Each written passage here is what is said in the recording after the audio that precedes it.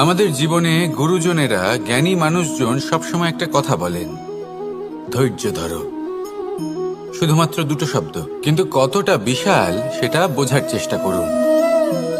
ছোট একটা অস্ত্র হাতে নিন এবং একটা বিশাল পর্বতে নিরন্তর প্রহার করতে থাকুন। ধৈর্য ধরে সেই কাজ করতে থাকুন। এমন একদিন আসবে, এই বিশাল পর্বতে আপনি একটা পথ তৈরি করবেন।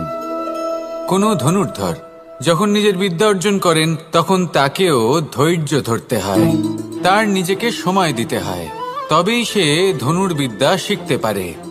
সেইভাবে আমাদের জীবনেও ধৈর্য ধরার খুব প্রয়োজন। পরিবারে ধৈর্য রাখতে পারলে তাহলে আস্তে আস্তে দেখবেন প্রেম বৃদ্ধি পাচ্ছে। সমাজে যদি ধৈর্য রাখতে পারেন, তাহলে আস্তে আস্তে এই সমাজ আপনাকে সম্মান করবে। যদি নিজের জীবনে ধৈর্য রাখতে পারেন, তাহলে নিজে থেকেই আত্মবিশ্বাস বাড়বে, নিজের বিকাশ হবে।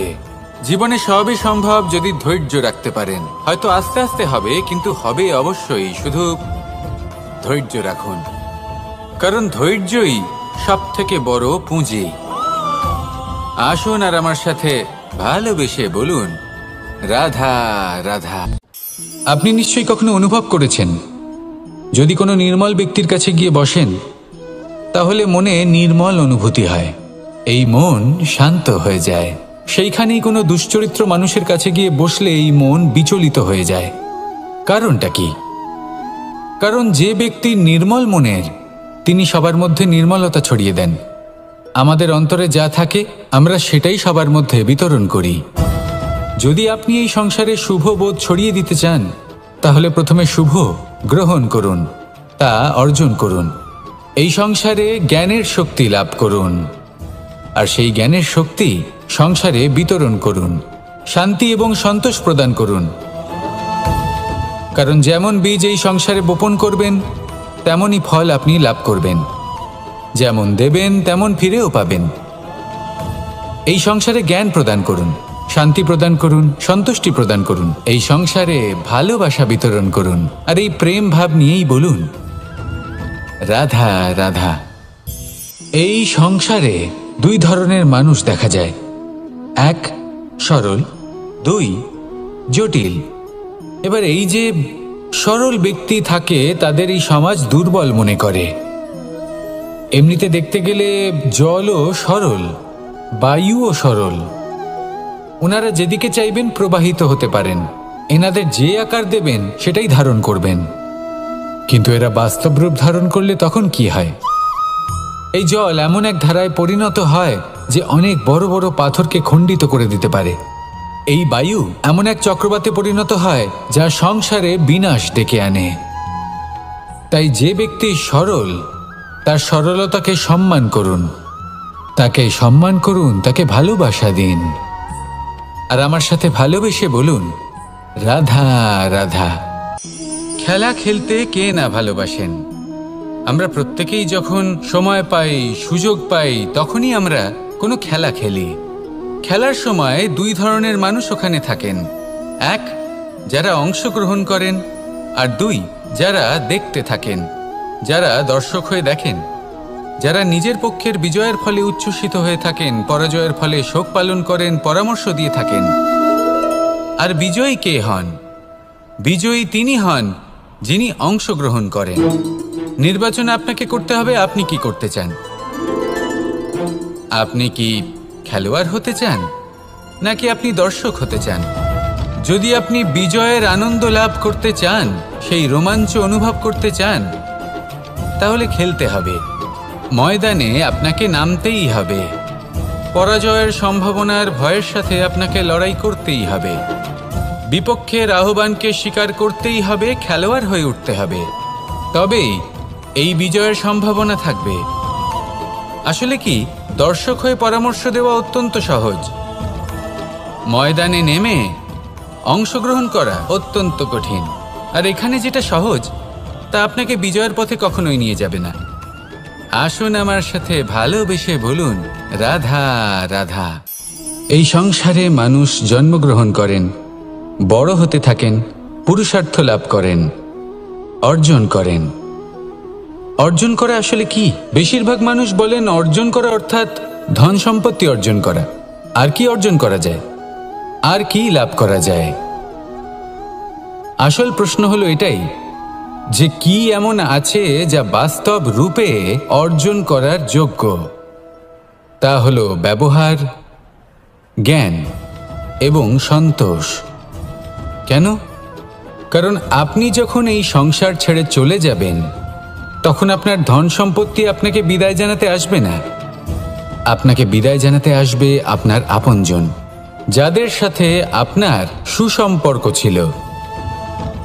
সমগ্র সংসারে সহস্র মানুষ ধন অর্জন করে থাকেন। শ্রেষ্ঠ মানুষ হলেন তিনি যিনি ব্যবহার, জ্ঞান এবং সন্তোষ অর্জন করে থাকেন, একে সকলের মধ্যে বিতরণ করেন।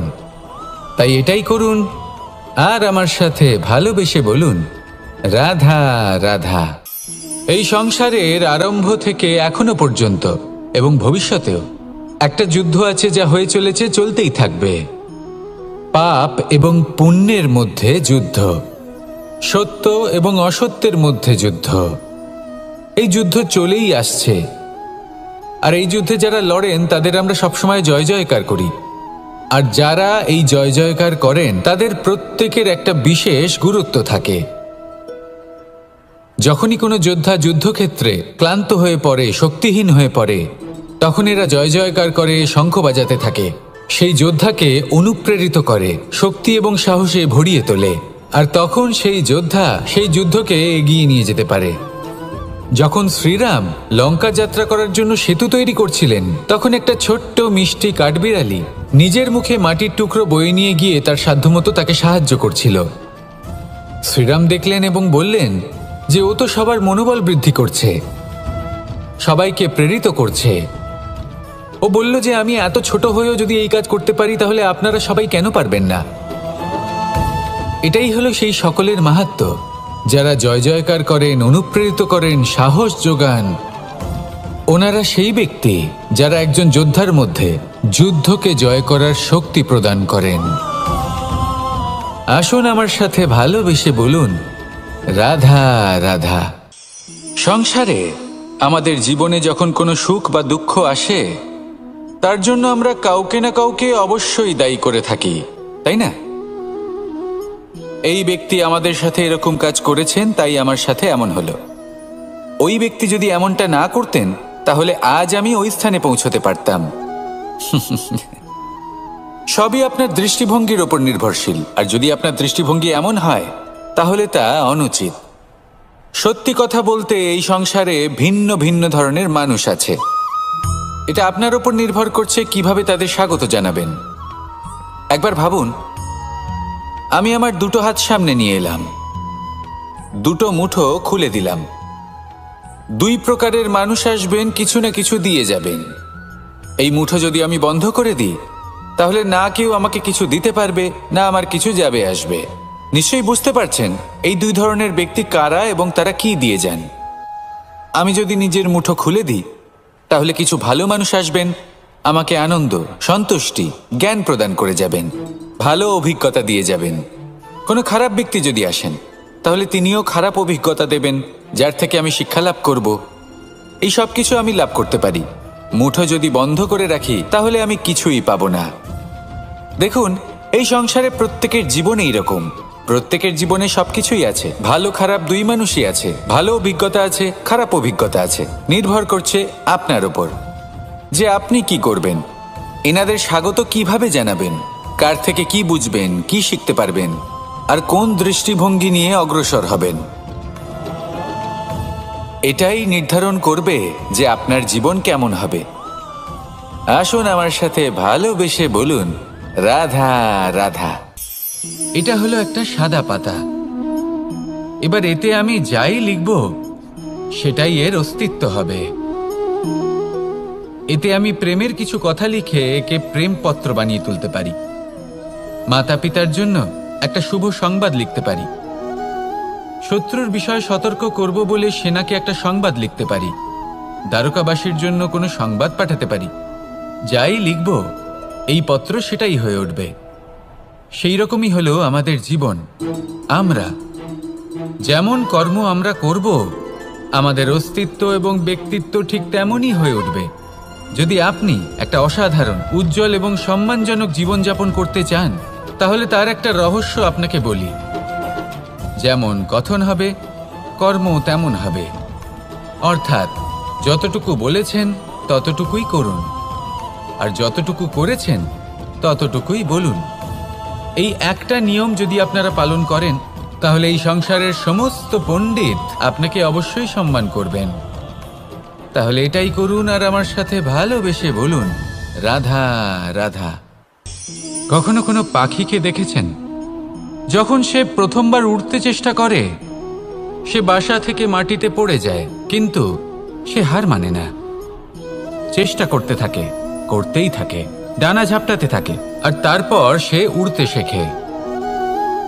গোল শালগ্রাম শিলাকে দেখুন, পর্বত থেকে খসে পড়ে, ধাক্কা খায়, জলের প্রবাহ দ্বারা ঘর্ষিত হয়, তারপরে তা শালগ্রামে পরিণত হয়। ভেবে দেখুন, যদি কোনো পাখি প্রথমবার উড়তে গিয়ে এটা ভাবে যে না না, যদি আমি পড়ে যাই তবে, আমার যদি আঘাত লাগে তবে, আর যদি ভয়ের কারণে সে শুরুই না করতে পারে, চেষ্টাই না করে, তাহলে কি সে উড়তে শিখবে? কখনোই নয়। এটাই আমাদের শিখতে হবে, প্রারম্ভ করতে হবে। তা অত্যন্ত গুরুত্বপূর্ণ। যখন আমরা কিছু শুরু করি তখন ভয় করে, কিন্তু যদি এটা না করেন, জীবনে কখনো সামনে এগোতেই পারবেন না। হতেই পারে প্রারম্ভ করার পরে আপনি পড়ে যাবেন, বারবার নিচে পড়ে যাবেন, কিন্তু যদি নিরন্তর চেষ্টা করতে থাকেন, তাহলে একদিন না একদিন আপনি অবশ্যই সফল হবেন। এই শুরু করাটাই সব থেকে বেশি কঠিন। এর দ্বারা ভয়ভীত হবেন না। আসুন আর আমার সাথে ভালোবেসে বলুন, রাধা রাধা। যদি আমি আমার চোখ বেঁধে কোনো একটা নির্দিষ্ট দিকে নিজের সমস্ত শক্তি প্রয়োগ করে ছুটে যাই, তাহলে কি হবে? আমি কোথাও ধাক্কা খেতে পারি, নিজের ক্ষতি করতে পারি, কোথাও পড়ে যেতে পারি, তাই না? অর্থাৎ এটা নিশ্চিত এই কাজ আমার করা উচিত নয়। কিন্তু আজকের দিনে প্রত্যেকটা মানুষ এই কাজই করছেন, তাই না? কোনো কাজ করার পূর্বে সেই কাজের বিষয়ে সম্পূর্ণ তথ্য কোথায় সংগ্রহ করছেন? শুধু এটুকু জানেন যে এই কাজটা করলে কত ধন অর্জন করবেন আর কত নাম হবে, আর ব্যাস, সামনে এগিয়ে যান। এটা উচিত নয়। পূর্ণরূপে যে কোনো কাজ করার আগেই সেই কাজের বিশ্লেষণ করে নেওয়া উচিত, তা বুঝে নেওয়া উচিত, এবং সেই বিষয়ে অবশ্যই খেয়াল রাখা উচিত যে আপনার শরীর এবং আপনার মন এই কাজ করার জন্য কি প্রস্তুত রয়েছে। যদি তা না হয়, তাহলে প্রথমে নিজেকে শুধরে নিন, তারপরে সেই কাজ করুন। যদি এইভাবে জীবনে সামনে এগোন, তাহলে সাফল্যের সম্ভাবনা জীবনে অনেক বেশি বেড়ে যাবে। তাহলে এটাই করুন আর আমার সাথে ভালোবেসে বলুন, রাধা রাধা। এই সংসারের সব থেকে বড় যোদ্ধা কে? কেউ বলবেন অর্জুন, কেউ বলবেন ভীম, কেউ বলবেন হনুমান, আদি ইত্যাদি। কিন্তু এই সংসারের সব থেকে বড় যোদ্ধা আপনার মনের ভেতরে আছে, আপনার মনের মধ্যে আছে। সেই ব্যক্তি সব থেকে উঁচুতে পৌঁছতে পারেন যিনি নিজের অন্তরের খামতি বুঝতে পারেন, নিজের দোষ বুঝতে পারেন, তার সাথে লড়াই করেন এবং তার উপর বিজয় লাভ করেন। যে ব্যক্তি এটা শিখতে পারেন, যে ব্যক্তি এটার উপর জয়লাভ করতে পারেন, তিনি হলেন সব থেকে বেশি শক্তিশালী, সব থেকে বেশি বীর এবং সব থেকে বেশি পরাক্রমী ব্যক্তি। আমরা সকলে এই সংসারকে পাল্টাতে চাই।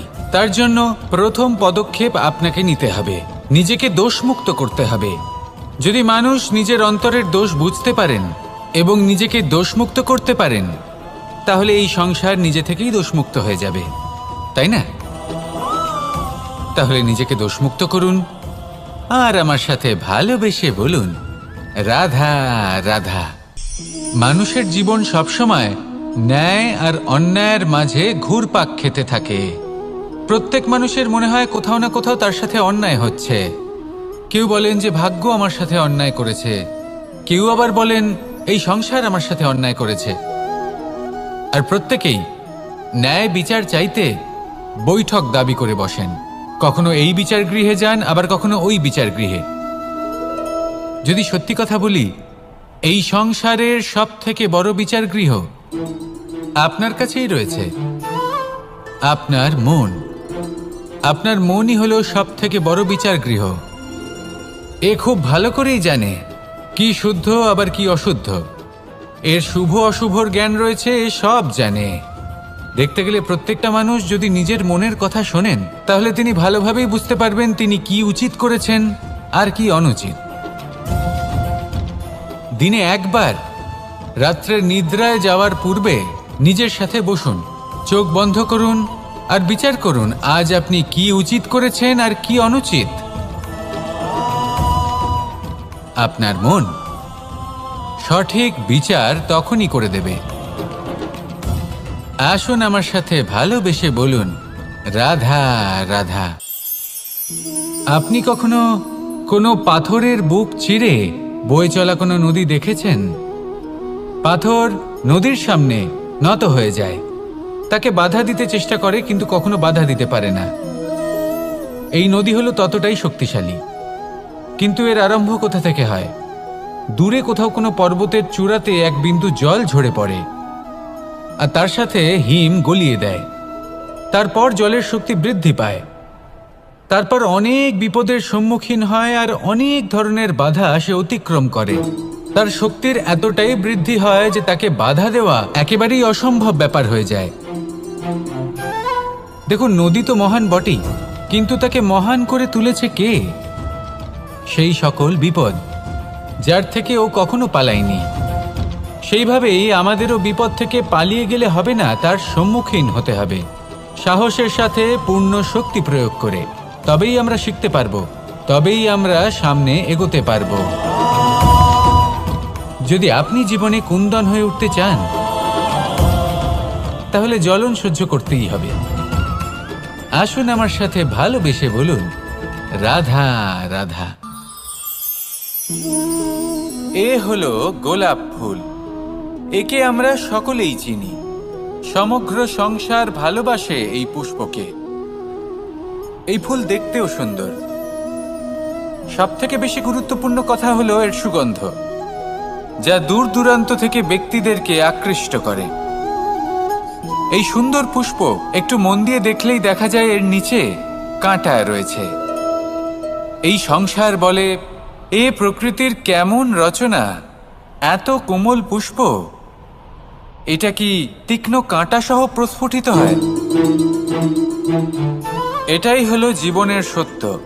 আমাদের অন্তরের সদ্গুণ, সেগুলিও এই ফুলের মতোই সুন্দর। সংসার এর সৌন্দর্য দেখতে পায়, এর সুগন্ধ চতুর্দিকে ছড়িয়ে পড়ে। কিন্তু এই সদ্গুণ জাগ্রত করে তোলার জন্য কঠোর পরিশ্রম করতে হয়, প্রতিনিয়ত চেষ্টা করে যেতে হয়। তাই জন্য যদি আপনি জানেন আপনার পথ উচিত কিন্তু তা কাঁটায় পরিপূর্ণ, তাহলে থামবেন না, চলতে থাকুন। একবার যদি অন্তরের সদ্গুণ জাগ্রত হয়, তাহলে এই সংসার এর সৌন্দর্য দেখবে আর সুগন্ধে আকর্ষিত হয়ে আপনার কাছে আসবে। এই মন, এই জীবন প্রসন্ন হয়ে বলবে, রাধা রাধা।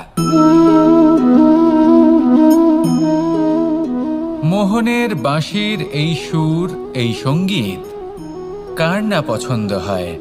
সবারই খুব ভালো লাগে। এবার এই সুর আসে কোথা থেকে? কেউ বলবেন কৃষ্ণের হৃদয় থেকে। সত্য কথা, এই সুর হৃদয় থেকে নির্গত হয় এবং প্রকট হয় এই বাঁশি থেকে। এই বাঁশিটাকে দেখুন, এই ছিদ্রগুলি দেখুন, প্রত্যেকটা সুর থেকে নিজস্ব একটা স্বর নির্গত হয়। এবার যে ব্যক্তি এই সমস্ত সুর এবং স্বর বুঝতে পারেন, এতে নিপুণ, তিনি এই বাঁশির দ্বারা যে সুর নির্গত করবেন তা তো মধুর অবশ্যই হবে। এবার জীবনের সাথেও কিছুটা এরকমই ঘটে। জীবনের কিছু নীতি থাকে, অর্থ, কুটুম্ব এবং আধ্যাত্মিক। যদি জীবনের প্রত্যেকটা মুহূর্ত সুখময় হয় এরকম আপনি চান, তাহলে এই তিনটি নীতিতে আপনাকে নিপুণ হতে হবে। কোনো একটি বিশেষ নীতির প্রতি যদি আপনি বেশি ঝুঁকে পড়েন, তাহলে বাকি দুই নীতি থেকে যা সুখ লাভ করা সম্ভব তা পারবেন না। ধন অর্জন করতে হবে পরিবারের জন্য, পরিবারের সুখ মনের শান্তির জন্য। মনে শান্তির প্রয়োজন মনের শুদ্ধতার জন্য। যখন এই মন শুদ্ধ হবে, জীবন শুদ্ধ হবে, পবিত্র হবে, সুন্দর হবে এবং ভালোবেসে বলবে রাধা রাধা। জল এ হলো জীবনের আধার পঞ্চতত্ত্বের মধ্যে একটি, আর অত্যন্ত বিশেষ। এর থেকে অনেক বড় শিক্ষা পাওয়া যায়। এই জল গন্তব্যের বিষয়ে এর স্পষ্ট ধারণা আছে। ও জানে ওর লক্ষ্য কি, আর প্রয়াস করে ততদূর সে পৌঁছেও যায়। এটি পর্বত থেকে বয়ে নিচে নেমে আসে, নদীর সাথে সমাহিত হয়ে তার সাথে বয়ে চলে, চিরসবুজ বনানী গড়ে তোলে, প্রাণীদের তৃষ্ণা নিবারণ করে, সামনে এগিয়ে চলে, মানুষের সাথে মিলিত হয়। যারা একে বাঁধের মধ্যে বেঁধে রাখতে চেষ্টা করে সে বন্দি দশাতেও থেকে যায়, মানুষের কল্যাণ করে। তারপর বাঁধ থেকে মুক্তি পেয়ে এগিয়ে চলে, কোথাও ধাক্কা খায়, কোথাও বাধা পড়ে, কোথাও যদি পথ খুঁজে না পায় তাহলে পথ খুঁজেই নেয়, আর যেখানে পথ থাকে না সেখানে পথ বানিয়ে নেয়, আর শেষ পর্যন্ত নিজের লক্ষ্যে পৌঁছেই যায়, অর্থাৎ সমুদ্রে গিয়ে সমাহিত হয়ে যায়। আমাদেরও কিছুটা এরকমই হয়ে উঠতে হবে। যেখানেই যাবেন সকলের কল্যাণ করুন, সামনে এগোন। আপনি কোথাও পড়ে গেলে, ধাক্কা খেলে আঘাত লাগবেই, উত্থান পতন লেগেই থাকে। সামনে এগোতে থাকুন। কোথাও পথ না পেলে তা খুঁজে নিন, কোথাও পথ না থাকলে তা বানিয়ে নিন। নিজের গন্তব্যের কথা সবসময় মনে রাখুন। শেষ পর্যন্ত নিজের মোক্ষ লাভ আপনি অবশ্যই করবেন। আর আমার সাথে ভালোবেসে বলুন রাধা রাধা। জীবনের প্রত্যেক মুহূর্ত আমাদের কিছু না কিছু শিক্ষা দেয়, নির্ভর করছে আমাদের দৃষ্টিভঙ্গির ওপর। যেমন নদী হলো আমার অত্যন্ত প্রিয়। নদীতে ভ্রমণ করতে আমার খুব ভালো লাগে। কি বলেন? নদীতে সবসময় নতুন কিছু থাকে, ও পুরনো কিছুই নিয়ে বসে থাকে না। সবসময় প্রবাহমান, কখনো থামে না। ততক্ষণ থামে না যতক্ষণ না সাগরে গিয়ে সমাহিত হচ্ছে। ঠিক এইভাবেই আমাদেরও উচিত নিজের জীবন অতিবাহিত করা, নদীর মতো। প্রত্যেক মুহূর্ত নতুন, তাই সেইভাবেই জীবন যাপন করুন। পুরনো কিছুই একত্রিত করে রাখবেন না, বিগত স্মৃতির মাঝে নিজেকে হারিয়ে ফেলবেন না। এই যে বর্তমান, এই যে মুহূর্ত, সেটাই হলো সর্বশ্রেষ্ঠ। এর মাঝেই জীবন যাপন করুন। নদীর মতো প্রবাহমান হতে শিখুন। আপনি শিখে গেলে তাহলে মনে রাখবেন, আমার আপনার মাঝে বিচরণ করতে বড়ই ভালো লাগবে। যে ব্যক্তি আনন্দের সাথে জীবনের প্রত্যেকটা মুহূর্ত অতিবাহিত করে কোনো চিন্তা ছাড়াই, প্রবাহমান হয়, কখনোই থামে না, যতক্ষণ না মুক্তি লাভ করছেন, এমন ব্যক্তির মধ্যেই রাধাকৃষ্ণ বসবাস করেন। তাহলে আসুন আমার সাথে ভালোবেসে বলুন রাধা রাধা। আমাদের জীবনে যখনই আমরা কোনো বড় দায়িত্বের সম্মুখীন হই, তখন আমরা তার থেকে দূরে পালাই, আর এই অজুহাত দিই যে না না, এত বেশি ভার বহন করার যোগ্যতা আমার নেই, আমি করতেই পারবো না। দেখুন, এই সংসারে ভিন্ন ভিন্ন ধরনের গাছ আছে, ছোট গাছ, বড় গাছ, কিন্তু বটগাছের মতো বড় এবং নিবিড় গাছ আর একটাও নেই। সে নিঃস্বার্থভাবে এই সংসারকে সেবা করে যায়, ছায়া প্রদান করে, শীতলতা প্রদান করে। আর যখন এমন সময় আসে যখন তার ওপর বোঝা অত্যন্ত বেড়ে যায়, সে কিন্তু কোনোভাবেই ভেঙে পড়ে না। তখন সে নিজের নিঃস্বার্থ কর্মের ফল লাভ করে, সেই নিঃস্বার্থ কর্ম যা সে করেছে। তার দেহ থেকে ছোট ছোট ঝুড়ি বার হয় এবং তা কাণ্ডের আকার ধারণ করে। সেই কাণ্ড মাটির কাছে পৌঁছয় এবং তারপর তা বটগাছের সহায়ক হয়ে ওঠে। সে ভেঙে পড়ে যায় না। এইভাবে আপনিও জীবনে নিঃস্বার্থভাবে সবার সেবা করুন, ভালোবাসুন, সবাইকে সাহায্য করুন। যেদিন আপনার ওপর বোঝা অত্যন্ত বেড়ে যাবে, সেদিন এই সব মানুষ আপনাকে সাহায্য করার জন্য আসবেন, আপনার শক্তি হয়ে উঠবেন, আর আপনি বটগাছের মতোই মহান এবং বিশাল হয়ে উঠবেন। আসুন আর আমার সাথে ভালোবেসে বলুন, রাধা রাধা। একটা শব্দ আছে, পরিস্থিতি। অনেক মানুষের মুখে আমরা এই শব্দ শুনি। জীবনে যখন অসফল হই, দুঃখ আসে, সংকট আসে, কোনো বিপদ ঘনিয়ে আসে, তখন সমস্ত দোষ আমরা পরিস্থিতির ওপর চাপিয়ে দিই। আর দেখতে গেলে কোথাও না কোথাও ঠিকই করি। এই পরিস্থিতি প্রত্যেক দিনের মতো পাল্টাতে থাকে, কিন্তু এই দিন, এই রাত, এমন কেউ আছেন যিনি এর ওপরেও নিয়ন্ত্রণ সাধন করেন, আর তিনি হলেন সূর্য। ঠিক সেই রকমই আমাদের জীবনেও সূর্য হলো এই মন। যদি এই মনের ওপর আমরা নিয়ন্ত্রণ করতে পারি, তাহলে আমরা জীবনকেও নিয়ন্ত্রণ করতে পারব। প্রথমে এই মনের রাজা হয়ে উঠতে হবে। তাই মনে রাখবেন, যদি মন দুর্বল হয়, তাহলে পরিস্থিতি আমাদের সমস্যা বলে মনে হবে। এই মন যদি স্থির হয়, পরিস্থিতি প্রতিস্পর্ধা বলে মনে হবে। আর এই মন যদি শক্তিশালী হয়ে ওঠে, তাহলে যে কোনো পরিস্থিতি আপনার কাছে একটা সুযোগ মাত্র। এমন এক সুযোগ যাতে অগ্রসর হয়ে আপনি মহান হয়ে উঠতে পারেন। এই মনের শক্তির বৃদ্ধি ঘটান, মহান হয়ে উঠুন, আর আমার সাথে ভালোবেসে বলুন, রাধা রাধা। খুব সুন্দর একটা কাহিনী আছে। একবার এক ব্যক্তি নিজের অসফলতার জন্য ত্রস্ত হয়ে সময় দেবতার তপস্যা করতে বসলেন। উনি তপস্যা করলেন এবং সময় দেবতা প্রসন্ন হলেন, মানুষের রূপ ধারণ করে ওনার সামনে প্রকট হলেন। এবার সেই ব্যক্তি ওনাকে জিজ্ঞেস করলেন যে কি এমন আছে যার জন্য আপনি বারবার জয়ী হন আর আমি চিরকাল পরাজিত হয়ে থাকি? কেন এত পরিশ্রম করা সত্ত্বেও আমি সাফল্য লাভ করতে পারি না? তখন সময় দেবতা উত্তর দিলেন যে দিন হোক বা রাত, ঝড় হোক বা ভূমিকম্প, রোদ হোক বা বৃষ্টি হোক, সময়ের সূত্রপাত হোক বা প্রলয়, আমি থামি না, আমি চলতেই থাকি। আর সেই জন্য যিনি থেমে যান তিনি পরাজিত হন আর আমি জয়ী হই। এটাই আমাদের শিখতে হবে। জীবনে সবসময় চলতে থাকুন, কখনো থামবেন না।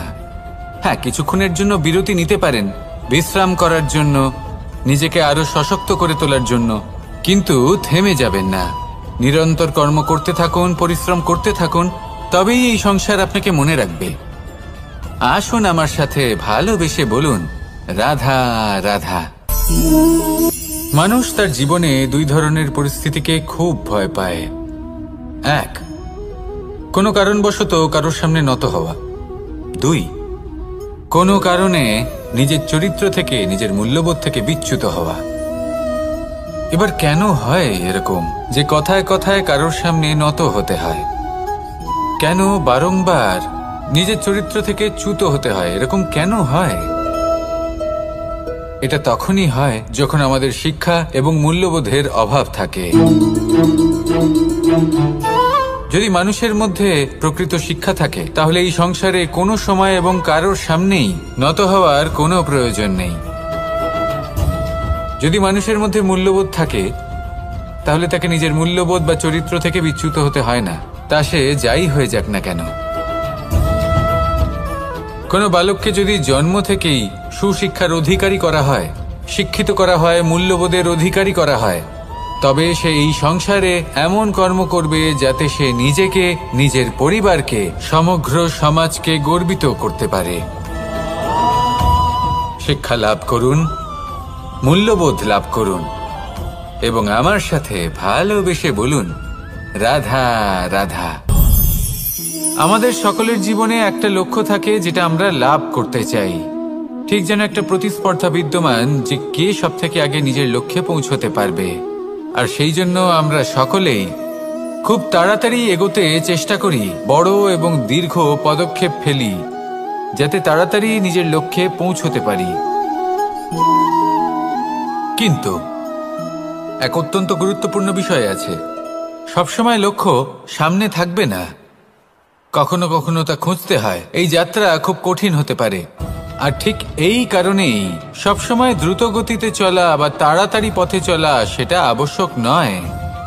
তার থেকেও বেশি গুরুত্বপূর্ণ হলো ভেবেচিন্তে তারপর পথ চলা। যদি ভেবেচিন্তে পদক্ষেপ ফেলেন, চলতে পারেন, তাহলে সেটাই সর্বশ্রেষ্ঠ পদক্ষেপ।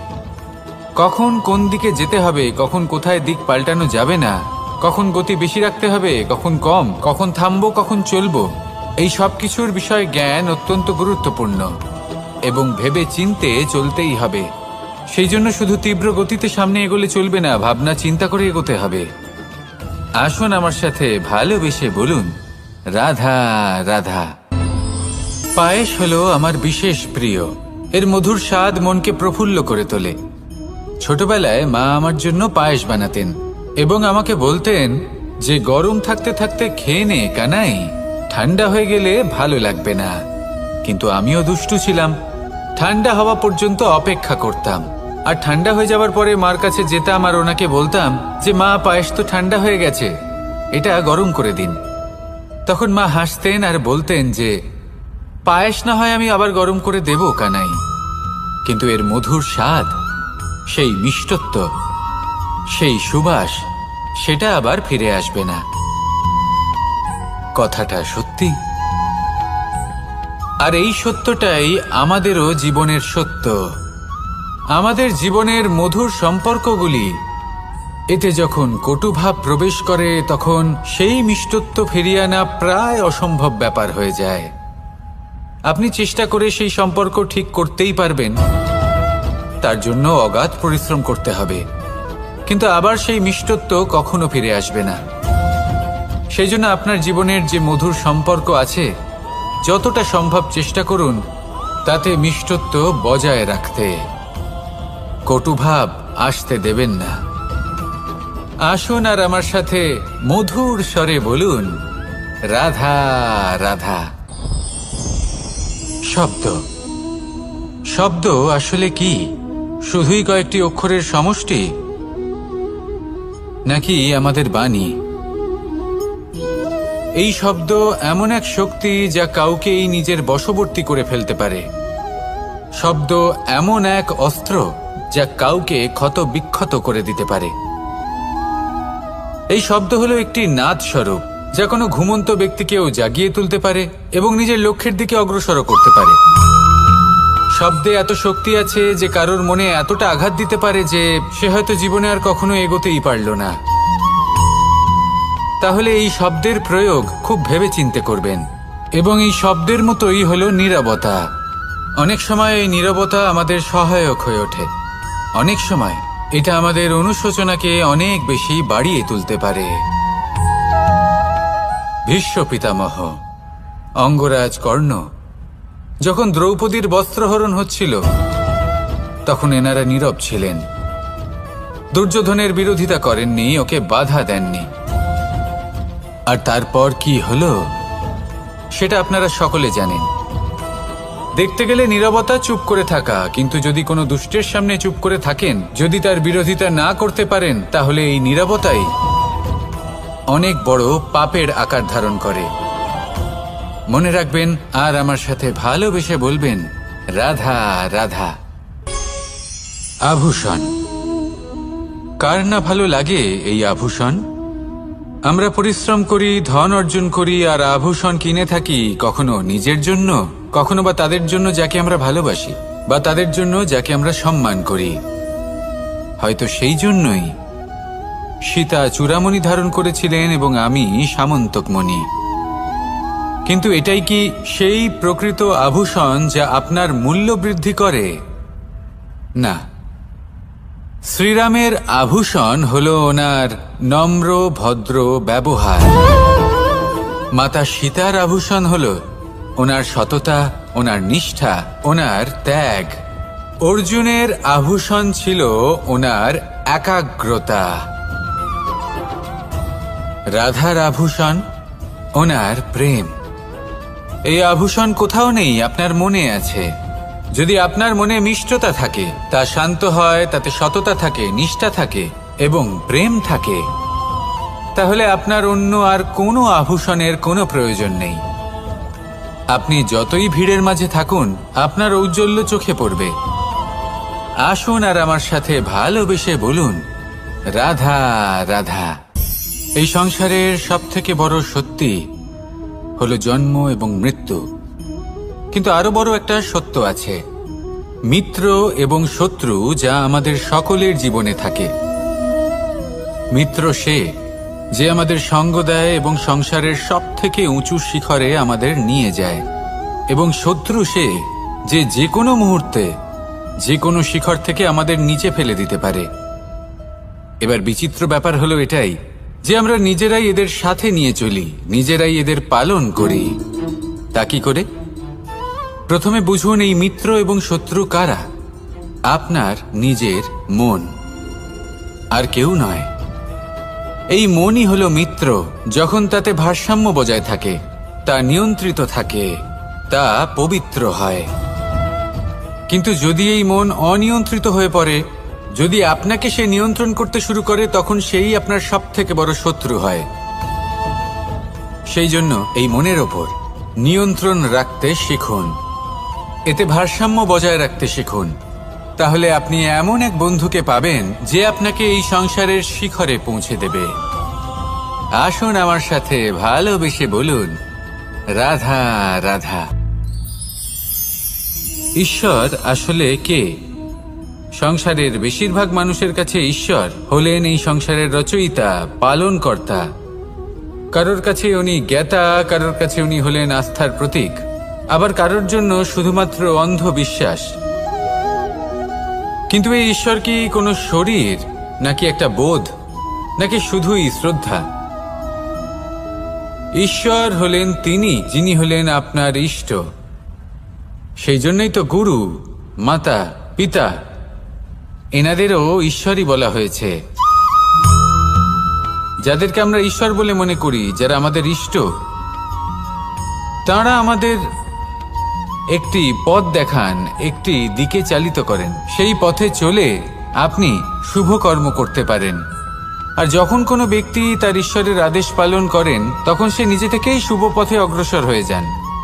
বেশ কয়েকজন মানুষ ঈশ্বরের ওপর আস্থা রাখেন এবং ভাবেন যে অনুচিত কোনো কাজ করা উচিত নয়, ঈশ্বর দেখছেন। ওনারা ভয় পান যে কোনো অনুচিত কর্ম করলে কে জানে তার পরিণাম কি হবে। এমন অনেক ব্যক্তি রয়েছেন যারা ঈশ্বরকে বিশ্বাস করেন এবং জানেন যে ঈশ্বর তাদেরকে দেখছেন, তাই যে যে শুভ কর্ম ওনারা করেছেন তার ফল তারা অবশ্যই পাবেন। এবার আপনি ভয় পেয়ে ঈশ্বরকে বিশ্বাস করবেন, নাকি বিশ্বাসের দ্বারা ঈশ্বরকে বিশ্বাস করবেন, সেই সিদ্ধান্ত আপনারই।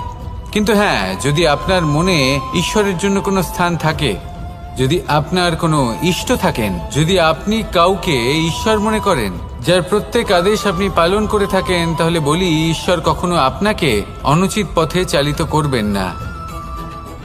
আসুন আমার সাথে ভালোবেসে বলুন, রাধা রাধা। এই সংসারে ভিন্ন ভিন্ন ধরনের গাছ আছে, অসংখ্য ধরনের প্রজাতি আছে।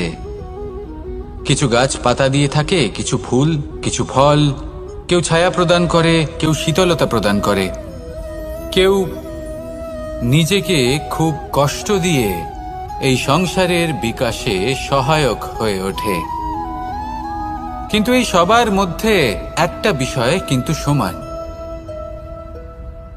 এরা প্রত্যেকেই পাতা ছাড়া, ফুল ছাড়া, ফল ছাড়া জীবিত থাকতেই পারে, কিন্তু কোনো বৃক্ষই শিকড় ছাড়া বেঁচে থাকতেই পারে না। এটাই হলো রাধার। ঠিক সেইভাবেই আমাদের জীবনে শক্তি হোক, ধন হোক বা সাফল্য হোক, আমাদের বা আমাদের পরিবারের প্রসন্নতাই হোক, এই সব কিছুর আধার হলো, সবকিছুর মূল হলো পরিশ্রম। তাই জীবনে চিরকাল পরিশ্রম করতে থাকুন। যদি আপনি জীবনে মহান হবার পথে অগ্রসর হতে চান, তাহলে পরিশ্রম করুন। এই পরিশ্রম দ্বারাই নিজের পরিবারকে প্রসন্ন করুন, নিজের বন্ধুদের প্রসন্ন করুন, এই সমাজকে গর্বিত করুন। আসুন আমার সাথে ভালোবেসে বলুন, রাধা রাধা। কখনো কোনো বাগানের কোনো বৃক্ষকে দেখেছেন? যেখানে সুগন্ধি ফুল থাকে, রসালো ফল থাকে, তখন মন প্রফুল্ল হয়ে ওঠে। মন থেকে সেই বৃক্ষের প্রতি ভালোবাসা জন্মায়।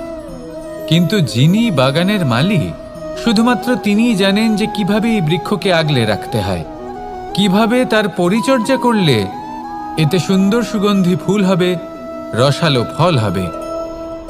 কখনো কখনো প্রয়োজনের থেকে বেশি রোদ পেলে এই বৃক্ষগুলি শুকিয়ে যায়। প্রয়োজনের থেকে কম রোদ পেলেও এই বৃক্ষ কিন্তু শুকিয়ে যায়। প্রয়োজনের থেকে কম জল যদি পায়, এই বৃক্ষ শুকিয়ে যেতে পারে। প্রয়োজনের থেকে অতিরিক্ত জল যদি পায়, তখনও এই বৃক্ষের শিকড়গুলি নষ্ট হয়ে যেতে পারে। এবার এটাই কিন্তু আমাদের সংসারের সাথেও হয়। আমাদের সংসারের সকল প্রতিভাশালী ব্যক্তি, যেমন লেখক, বিচারক, প্রবক্তা, যোদ্ধা, এদের সবার ক্ষেত্রে এই কথাটাই প্রযোজ্য। যদি বেশি প্রশংসা করা হয়, তাহলেও এরা হারিয়ে যাবেন। প্রয়োজনের থেকে বেশি যদি নিন্দা করা হয়, তখনও তারা নত হয়ে পড়বেন। তাহলে আপনি এদের রক্ষা করুন এবং নিজেদেরও। মনে রাখবেন একটা কথা, জেনে রাখুন কখন কোন নিন্দায় আপনি লজ্জিত হবেন না, আর কখন কোন প্রশংসার দ্বারা নিজের মধ্যে অহংবোধ জাগ্রত করবেন না। এই মন সুপ্রসন্ন হয়ে বলবে, রাধা রাধা। যদি আমি কোনো বনে যাই, কোনো নির্জন বনে, সেই বনের বিষয়ে, সেই পথের বিষয়ে, গাছপালার বিষয়ে, পশুপক্ষীর বিষয়ে আমার যদি কোনো জ্ঞান না থাকে, সেই বনের ক্ষুদ্র থেকে ক্ষুদ্রতর অংশের বিষয়ে যদি আমার কোনো জ্ঞান না থাকে, তাহলে হতেই পারে সেই বনে কোথাও আমি হারিয়ে যাব। হয়তো এমনভাবে হারিয়ে যাব, কোনোদিনও বাইরেই বেরোতে পারবো না। তাই সেই বনের বিষয়ে জ্ঞান লাভ করা আবশ্যক। এটাই হলো শিক্ষা। জীবনে বেশিরভাগ মানুষই কেন অসফল হন? ওনারা একটা লক্ষ্য স্থির করেন, কিন্তু সেই পথের বিষয়ে তারা পর্যাপ্ত জ্ঞান অর্জন করেন না। সেই পথে কি বিপদ আসতে পারে প্রত্যেকটা পৃষ্ঠার জ্ঞান তাদের নেই, আর সেই জন্যই তারা অসফল হন। আপনি জীবনে যখনই কোনো লক্ষ্য স্থির করবেন, কোনো লক্ষ্য সাধন করবেন, পরিকল্পনার সাথে সেই পথে অগ্রসর হন। সেই পথকে বোঝার চেষ্টা করুন, সেই পথের বিপদ সম্পর্কে জ্ঞান লাভ করুন, সব কিছু জানার চেষ্টা করুন, অজানা তথ্য আহরণ করুন, আর তারপর সেই লক্ষ্যের প্রতি নিজেকে সমর্পিত করুন। তবেই আপনি সাফল্য লাভ করবেন। আর এই মন প্রসন্ন হয়ে বলবে, রাধা রাধা। তোমাদের যদি এই ভিডিওটা ভালো লাগে থাকে, তাহলে অবশ্যই একটা লাইক করে দাও। আর এইরকম ভিডিও পেতে গেলে আমাদের সাথে থাকো।